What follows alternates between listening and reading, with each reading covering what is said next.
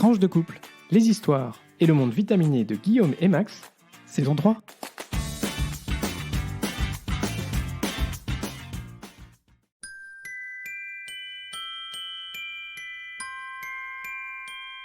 Bonjour, bonsoir, nous sommes Max et Guillaume et nous sommes très heureux de vous retrouver pour ce 9e épisode de la saison 3 de Tranche de couple. épisode qu'on a choisi d'intituler, vous l'aurez peut-être remarqué avec le début de notre podcast, All I Want for Christmas Podcast. Voilà. Maria, si tu nous entends, spécial dédicace. Merci d'abord à toutes et à tous de continuer à écouter ce podcast. Voilà, ça nous fait chaud au cœur en cette fin d'année aussi. Et comme d'habitude, on est très heureux de vous retrouver pour un nouvel épisode. Voilà, juste avant les fêtes. Et vous le savez, on se retrouve aussi entre-temps sur nos réseaux sociaux, sur notre compte Twitter, sur notre page Facebook, sur notre page YouTube. Toujours tranche 2, le chiffre 2, couple au singulier, comme le nom du podcast. Vous pouvez aussi nous envoyer un petit email à tranchedecouple@gmail.com. Et enfin, un seul mot, partagez sur vos réseaux sociaux, à vos proches, à toutes celles et tous ceux qui sont susceptibles d'être intéressés par le podcast. Ça nous permettra de continuer à accroître la visibilité de Tranche de couple et aussi à garder la motivation pour vous proposer cette petite tranche de nos vies et d'actualité tous les 15 jours. Et voilà pour cette introduction. Et on passe maintenant à la rubrique Actu comme d'habitude. Et c'est Guillaume aujourd'hui qui fait un petit follow-up d'un sujet dont on avait parlé précédemment. Guillaume, aujourd'hui, tu nous parles d'un pronom particulier. Oui, alors on a terminé notre rubrique diversité la semaine dernière sur la question des pronoms pour les personnes trans et combien c'est important pour la confiance en elles de ne pas être mégenrée. Et je ne résiste pas car c'est aussi un peu quelque chose qui est dans l'air en tout cas important, dont on parle pas mal en ce moment, c'est de vous parler du YEL. Oui, monsieur, dame, le YEL. Qu'est-ce que c'est que le YEL, I-E-L, ou le YEL, I-E-2-L-E? Oh mon Dieu, ça a l'air compliqué. Oui, c'est très compliqué. Selon le dictionnaire, YEL, c'est d'abord un mot valise construit à partir de deux mots existants, composés de il et de elle, au singulier ou au pluriel, IEL ou IELS avec un S. C'est aussi un pronom personnel, sujet de la troisième personne du singulier et du pluriel, employé pour évoquer une personne, quel que soit son genre. Le pronom YEL est né, ça ne surprendra personne, au sein de la communauté LGBTQ+, et est pensé pour remédier à l'absence dans notre belle langue française d'un genre neutre tel qu'il existe en anglais avec le it. Mais en anglais, cette communauté utilise davantage le they pour représenter une personne qui veut se représenter comme d'un genre neutre. Mais alors pourquoi est-ce que c'est un mot qui existe déjà ? Alors c'est un mot qui existe déjà dans la langue française depuis au moins 2013, dans une utilisation marginale mais régulière. Et pourquoi se retrouve-t-il aujourd'hui sur le devant de l'actualité ? L'une des raisons, c'est que pour la première fois, à l'aune des entrées annuelles de nouveaux mots dans le dictionnaire, en septembre, le Robert a annoncé avoir l'intention d'intégrer aux côtés de silencier ou de mitonner le pronom YEL dans ses pages. L'occasion rêvée évidemment pour certains journaux très progressistes comme Le Figaro ou des politiques connus également pour leur ouverture d'esprit, sans limite, tels que le député LREM François Jolivet, qui parle d'un stigmate de l'entrée de l'écriture dite inclusive, sans doute précurseur de l'avènement de l'idéologie woke. Voilà, j'espère que vous êtes toujours réveillés, parce que moi personnellement ça m'a un peu endormi de lire ça. La boucle est bouclée, finalement, c'était facile. Une occasion rêvée pour les opportunistes de tous bords, comme sur le woke ou la cancel culture, de rappeler combien notre chère langue française est en permanence en danger et combien, avec l'écriture inclusive ou avec le YEL, sur l'écriture inclusive, d'ailleurs j'ai moi-même eu des réserves pendant un certain temps. Finalement, je me dis que c'est pas pire qu'autre chose, après tout, et pourquoi pas, surtout si ça emmerde certaines personnes pas très ouvertes d'esprit, mais c'est un autre débat. On ne sera pas surpris non plus de voir notre flèche de ministre de l'Éducation, Jean Mimi, dire combien il est contre. On aurait apprécié également un peu de retenue de la part de la Première Dame qui s'est également prononcée contre ce pronom. Sorry, mais c'est une prof pas d'une génération très... C'est une prof de français, c'est pas complètement surprenant, quoi. Voilà. Citée dans un article du journal belge Le Soir, la professeure de linguistique à l'Université libre de Bruxelles, Laurence Rosier van Houtegem, rappelle que derrière la décision du Robert, il y a une volonté politique d'inclusion, de non-discrimination. Et après, que c'est à chacun de se positionner. La décision du dictionnaire français permet de légitimer les usages, mais n'oblige personne à utiliser ces mots. c'est vrai, tu ne seras pas obligé d'utiliser le mot mitonner, par exemple. Absolument, ou silencer. On ne vous force pas à le faire, simplement, ça permet aussi de se poser la question sur la manière dont on parle aux gens et des gens, comme quand on commence à utiliser plutôt le vouvoiement ou le tutoiement, finalement, il s'agit d'appropriation de la langue et de réflexion sans rien enlever au français. Le Robert, dans un communiqué, a d'ailleurs précisé que il avait été discuté, l'intégration de ce mot dans le dictionnaire avait été discutée en comité de rédaction et que c'est le fait qu'il soit en forte croissance, selon les documentalistes du dictionnaire, qui fait qu'ils ont décidé de l'ajouter. De plus, c'est un mot qui ne se comprend pas à sa seule lecture. Dans le jargon qu'on dit les lexicographes, on dit qu'il n'est pas transparent. Et il est apparu utile au Robert de préciser son sens et quels sont ceux, pour celles et ceux qui vont le croiser dans l'un ou l'autre article. On ne rappellera jamais assez au demeurant que la langue française est en perpétuelle évolution et que même la langue telle que fixée au XVIe siècle n'a aujourd'hui plus rien à voir avec celle que l'on parle aujourd'hui. Apport de l'arabe, du latin, du franc, de l'anglais, de certaines langues de nos voisins en Italie, en Espagne ou même plus loin. Changement dans la grammaire et la structure, le français est une langue en perpétuelle évolution. On rappellera enfin que personne ne vous oblige dans votre vie quotidienne, comme tu l'as dit Max, à utiliser IEL, d'une part, et que d'autre part, ce nouveau pronom n'arrive pas sans poser d'autres questions, telles que celles de l'accord des adjectifs qui le suivront, qui font que dans l'immédiat et en l'absence d'autres changements plus profonds dans la langue française, il sera difficile de le mettre aussi régulièrement que ça en pratique, mais moi je trouve vraiment très chouette que cette opportunité existe et qu'il soit dans un dictionnaire, ce qui permettra à chacun de trouver sa définition et, comme dit le Robert, de l'accepter ou de le rejeter. Merci Guillaume pour cette rubrique. Ah, merci à toi de m'avoir écouté. Merci à vous de nous écouter. Merci à vous de nous écouter. Bon, et sans transition, du coup, on passe à la rubrique européenne, Max.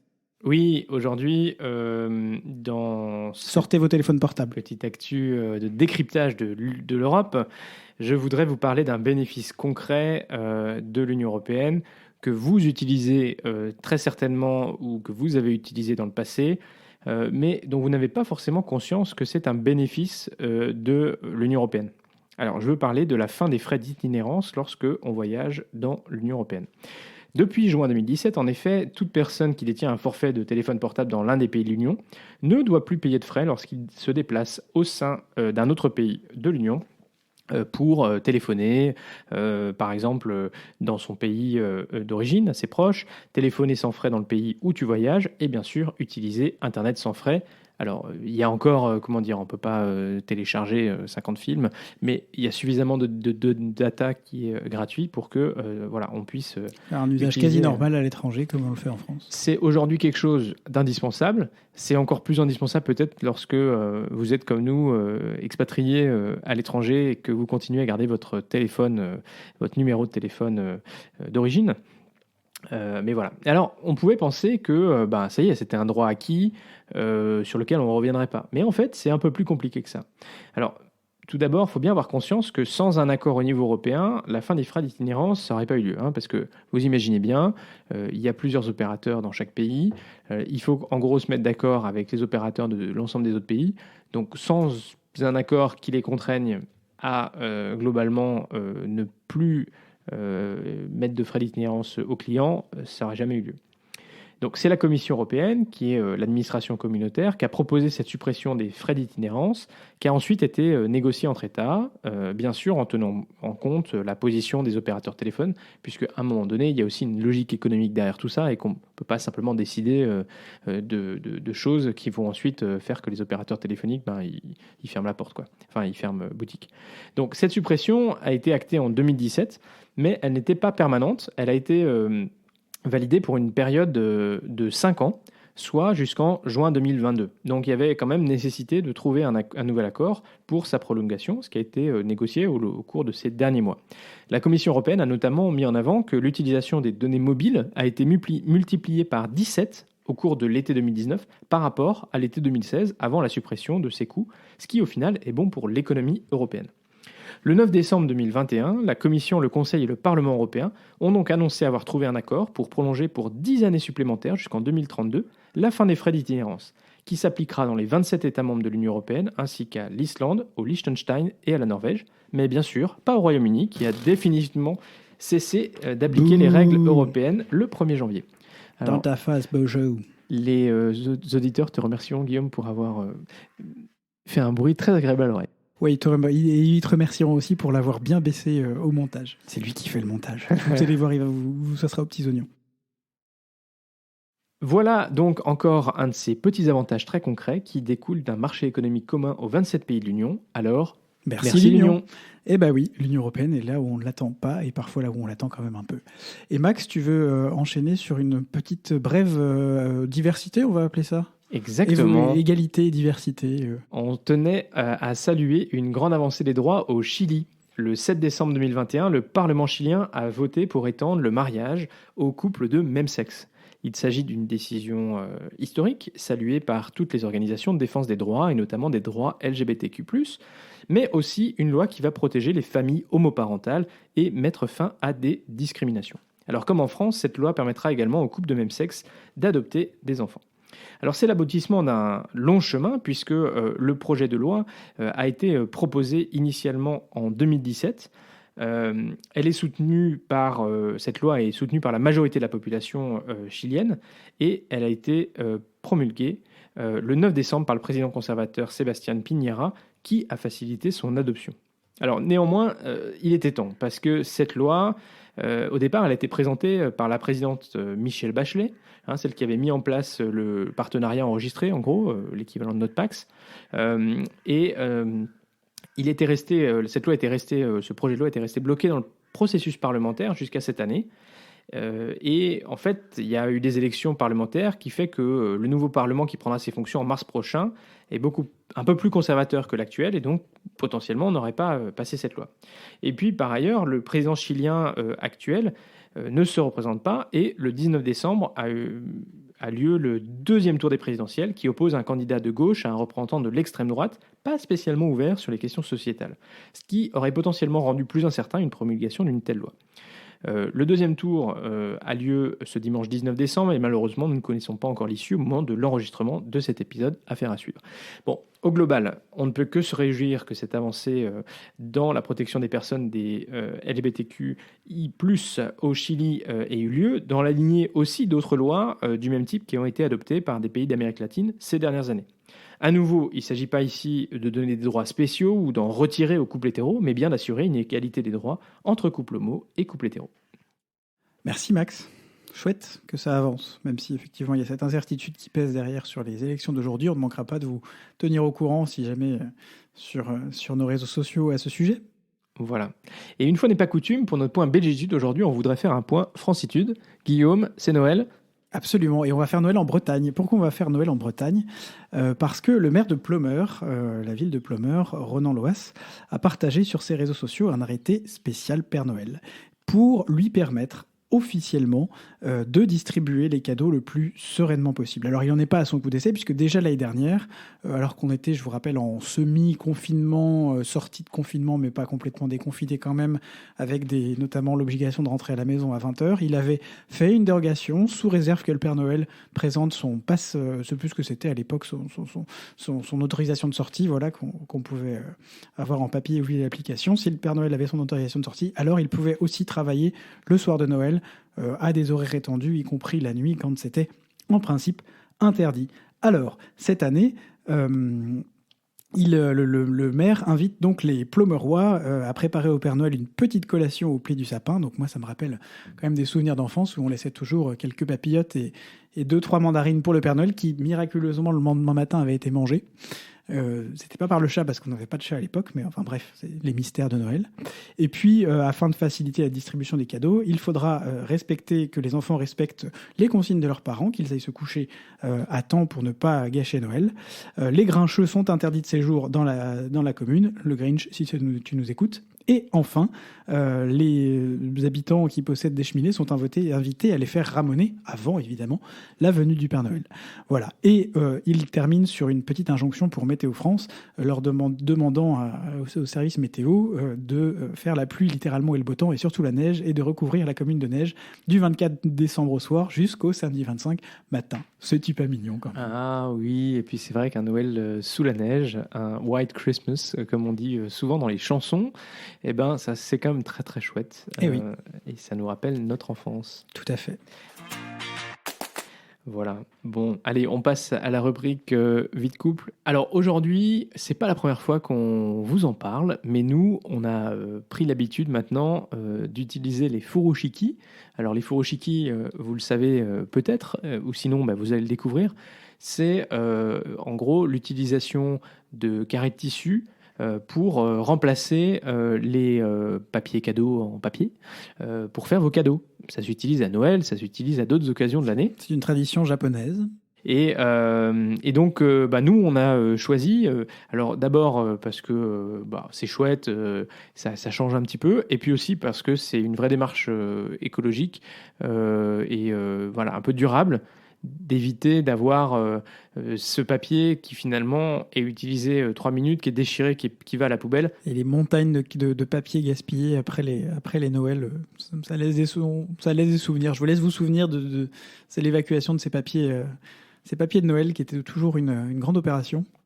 Et voilà. Et donc, ben, vous pouvez faire des nœuds et vous pouvez mettre des petites. On a nous des petites pinces à linge de couleur qui permettent, voilà, de faciliter un petit peu la fermeture quand c'est un plus gros cadeau. Mais voilà. Donc, vous pouvez utiliser des châles, des chèches, ou alors acheter des carrés de tissu un peu partout pour pouvoir faire ça. Mais voilà, c'est très sympa. Même les enfants se prennent au jeu et n'ont pas finalement le sentiment d'avoir raté quelque chose parce qu'avant ils déchiraient leur papier cadeau. Et en tout cas, voilà. Donc aujourd'hui, pour Noël cette année, ben, on voudrait vous mettre au défi de nous envoyer des photos de vos furoshiki. Envoyez-les-nous sur notre compte Twitter, sur notre page Facebook ou par email. Vous pouvez répondre au post qui communiquera sur cet épisode avec le lien de cet épisode. Ça nous fera très plaisir de voir que vous aussi, vous êtes passé cette année au furoshiki, ou en tout cas vous avez essayé. Et si jamais vous cherchez des furoshiki, je viens de tomber tout à fait par hasard sur le site de l'entreprise Papa Pic et Maman Cou, qui propose un certain nombre de furoshiki très sympathiques à acheter pour des prix relativement raisonnables. Alors il y a toujours un moment un peu étrange avec les furoshiki, c'est mais est-ce qu'on les laisse du coup aux gens auxquels on les offre ? Nous, notre point de vue, c'est que non, on les récupère après discrètement. Enfin, voilà, c'est pas, on offre le cadeau, mais on récupère le furoshiki derrière parce que l'objectif, c'est effectivement de le faire tourner et de le réutiliser d'une année sur l'autre. Alors, le petit truc, parce que c'est effectivement pas toujours simple, c'est d'expliquer en fait. Ah oui, voilà, donc on est passé au furoshiki, voilà, c'est une démarche durable. Et donc, voilà, on offre les cadeaux et ensuite, ben, on les réutilise. Donc, et comme ça, les gens comprennent à peu près le message. Et puis, effectivement, s'ils comprennent pas le message, ben, discrètement, vous récupérez le truc. Ah oui, non, mais parce qu'il faut quand même bien dire que un Noël, c'est en fait en réalité plusieurs Noëls, hein, parce que, enfin, je sais pas de votre côté, mais nous, on voit nos familles respectives, on voit des amis, on voit, voilà, et donc, ben, on n'a pas non plus une masse de furoshiki illimitée, hein, parce que sinon, ce serait pas très durable. Donc, voilà, d'un jour sur l'autre, ben, on les réutilise aussi, donc. Par exemple, on ne fait pas nos emballages en furoshiki de tous nos cadeaux dès maintenant, parce que sinon, ça ne serait pas possible. On le fait littéralement la veille pour le lendemain. Mais alors, voilà, c'est une chouette idée en tout cas, et ça fait partie de nous, de notre vision de Noël aussi, de nous dire qu'on essaye d'avoir des Noëls un peu plus responsables. Et ça se ressent aussi un peu dans les cadeaux qu'on offre, mais se poser vraiment la question de la durabilité de ce qu'on offre et de la façon dont on fête Noël et comment faire en sorte... Et je précise tout de suite pour ceux qui voudraient grincher, déjà le Grinch n'est pas le bienvenu pour grincher, et ensuite en fait ça nous empêche pas de vivre un super Noël. Ah oui, non. Et au contraire, on se dit qu'on a mis du sens. Noël, c'est une fête avec du sens pour nous, et on a mis encore un peu plus de sens dans cette fête. Merci pour cette transition, Guillaume. On voulait, pour ce deuxième sujet de la rubrique vie de couple, un petit peu aborder comment est-ce que nous appréhendons Noël, comment est-ce que nous appréhendons Noël, et donc du coup aussi vous interroger sur comment vous appréhendez Noël. Alors peut-être on pourrait d'abord un petit peu parler de voilà, Noël pour nous c'est quoi, et peut-être au travers de nos souvenirs aussi. Voilà, donc je ne sais pas si Guillaume tu veux commencer ou si je commence. Ouais, je peux commencer. Hein. Noël, c'est 3 mots, c'est la neige. Alors la neige, les cadeaux, la famille. C'est un peu la vision que j'avais de Noël quand j'étais petit. C'est toujours un peu la vision que j'ai. J'ai peut-être un peu remplacé cadeau parce que j'ai de plus en plus de mal à moi-même. J'adore faire des cadeaux aux autres, mais j'ai de plus en plus de mal moi-même à faire ma liste tous les ans. Donc c'est plutôt, Je confirme, je c'est confirme. plutôt la neige, les repas et les repas sympas et la famille. Pas forcément dans cet ordre-là, mais peu importe. Et on n'a pas forcément de la neige, mais on a eu l'année dernière un peu de neige. On était au fin fond du Pilat. Je sais pas si on vous avait raconté, mais on a fait la messe de Noël dans la très belle chartreuse de Sainte-Croix-en-Jarez. Et on a eu un peu de neige à la sortie. Et cette année, je suis pas sûr que ce soit au programme, mais bon, c'est pas très grave. Ah bah pour moi c'est un peu pareil. C'est vrai que Noël c'est d'abord et avant tout un peu un moment particulier où on se retrouve en famille, on partage des bons moments. Voilà, comme tu disais, les bons repas, c'est effectivement du temps de qualité passé. C'est les retrouvailles et pour moi c'est aussi des retrouvailles élargies. Quand j'étais jeune, une année sur deux, on avait le Noël alternativement avec la famille de mon papa ou la famille de ma maman. Ah oui, chez moi aussi. Et donc, du côté de mon papa, le Noël, c'était plutôt le 24 au soir. Et donc, ça se terminait un peu tard. Un repas vous faisiez les deux en même temps. Ah oui, non, non, pas en même mais temps. non, c'est l'année l'un ou l'autre. Dans la famille de ma maman, c'était plutôt le 25 matin. Et donc, on retrouvait l'ensemble des cousins. Ça, c'était très, très chouette.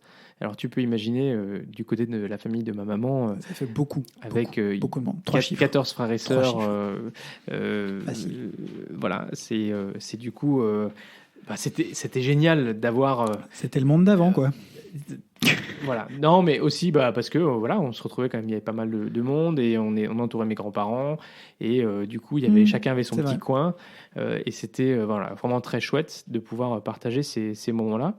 Et on avait toujours notre petit Noël familial voilà, qu'on faisait le 25 matin entre nous. Et voilà, ça c'était aussi chouette et voilà. Et donc oui, la neige, super, d'aller pouvoir aller sortir, faire des batailles de boules de neige, aller prendre la luge et aller faire des descentes. Il faut dire que chez moi, j'ai grandi en Haute-Savoie, donc il y avait quand même assez régulièrement de la neige à Noël. Peut-être plus qu'à Mâcon. À Mâcon, il y avait de la neige. Hein. Ah ouais. Ouais, t'inquiète pas. Va, alors, je suis rassuré.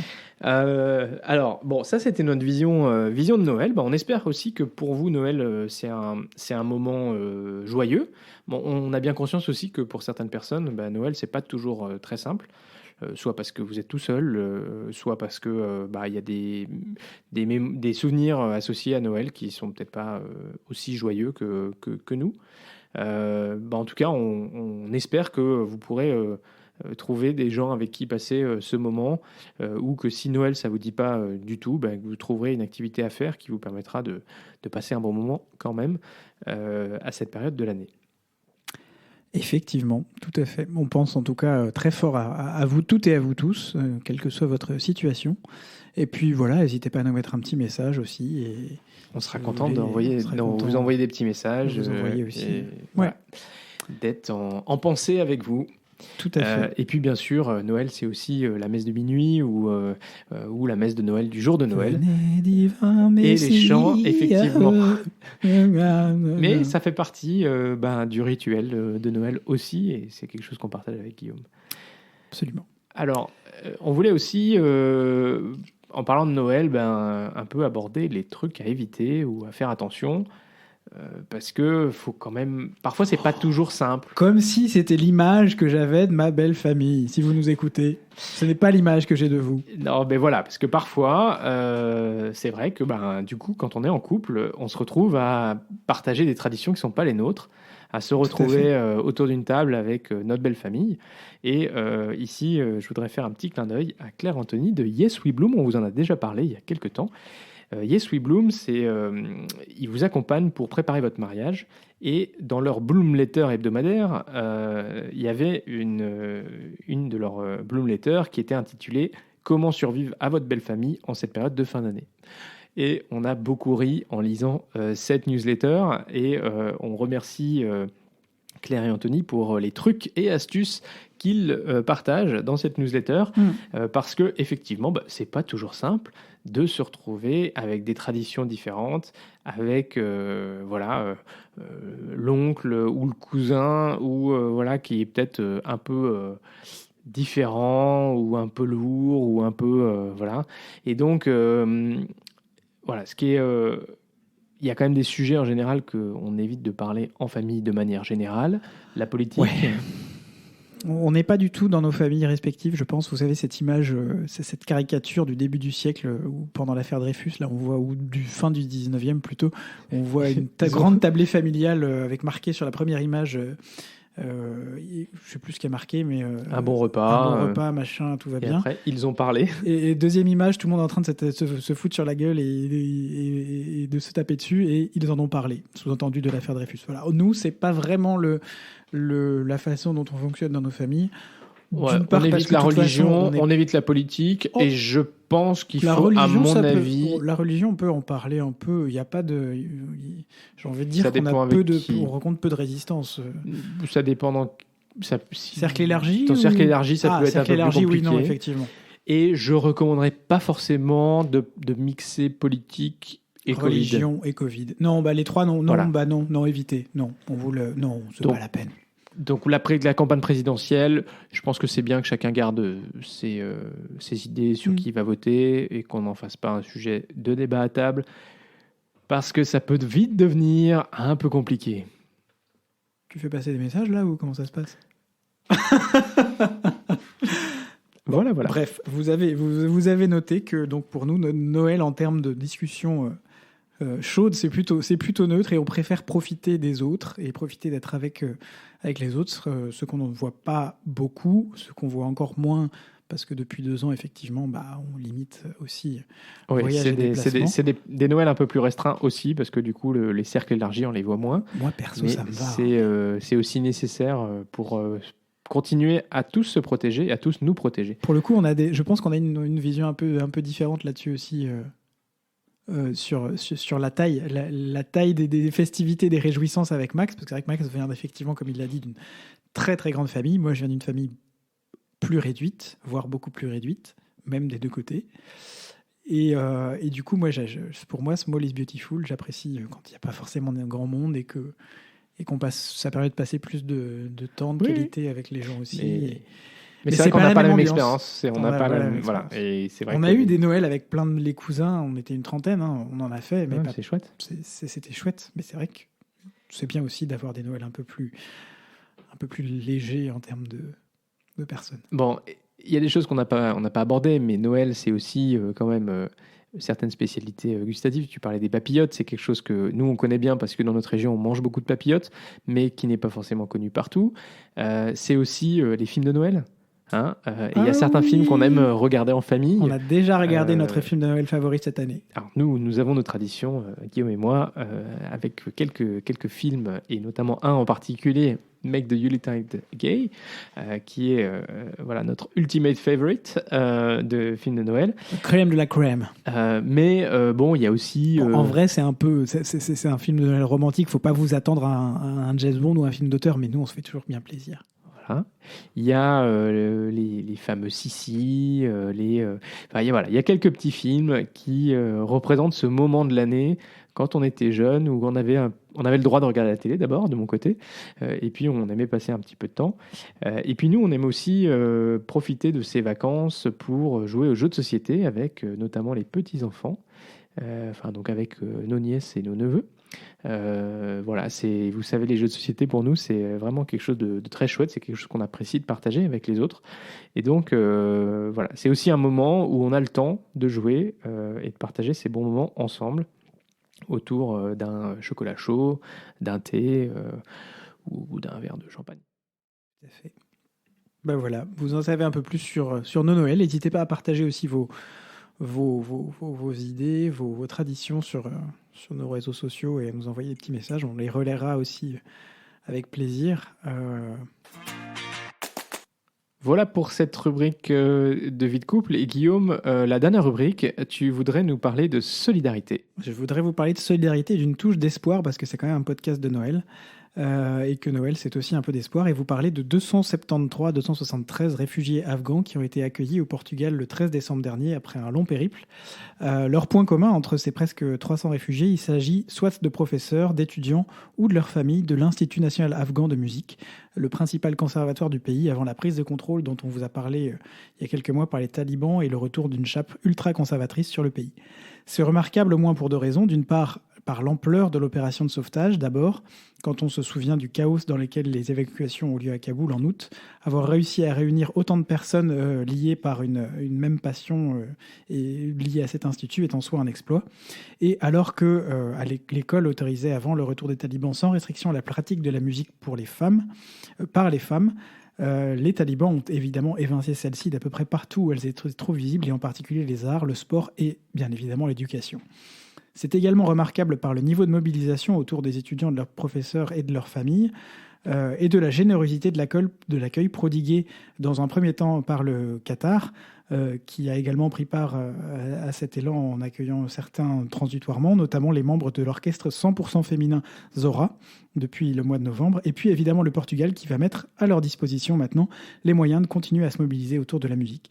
J'aurais apprécié que ce soit quelque chose qu'on fasse en France, d'autant qu'on a un pays qui a largement la taille pour absorber un nombre de réfugiés de cette taille-là, y compris dans un même endroit. Mais vraiment, je voulais noter la générosité dont le Portugal a fait preuve dans cet accueil. Alors, en France, il y a eu aussi des accueils. On vous a parlé notamment d'un accueil de sportifs qui se sont passés au moment des Jeux Olympiques. Donc, il y a aussi des choses chouettes qui se passent. Mais vraiment, moi, j'ai été touché de lire ça et je trouvais que c'était un beau symbole pour Noël. Voilà, et pour finir ce podcast sur une note finalement, positive.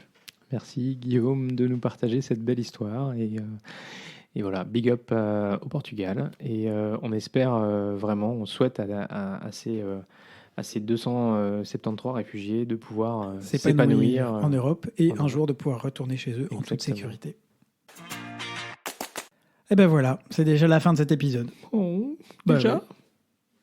Si ce podcast vous plaît, faites-le découvrir autour de vous. N'hésitez pas à mettre une note sur votre plateforme de podcast préférée, un like, un pouce bleu sur Facebook et surtout, Guillaume vous l'a dit au début, partagez. Partagez, P-A-R-T-A-G-E-Z.